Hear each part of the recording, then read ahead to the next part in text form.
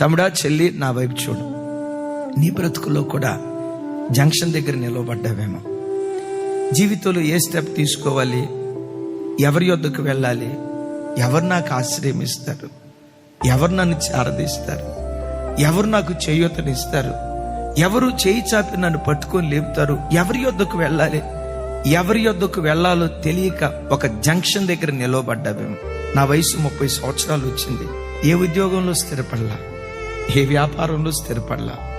రేపు నా వివాహం ఎట్లా, రేపు నా భవిష్యత్తు ఏంటి, రేపు నా జీవితం ఏంటి? జంక్షన్ దగ్గర నువ్వు నిలవబడ్డావేమో. ఎటు వెళ్ళాలో తెలియక ఇటు అటు తొక్కిసలాడుతున్నటువంటి నీ బ్రతుకులో నీవు ఆరాధించే నీ దేవుడు ఎవరో తెలుసా? అరణ్యములో కూడా నీకు మార్గాన్ని ఏర్పరచగలిగిన వాడు, సముద్రంలో కూడా నీకు మార్గాన్ని ఏర్పరచగలిగిన వాడు. అయ్యో, ఇక్కడ మార్గం తెరవబడదు, మొత్తం క్లోజ్ అయిపోయింది.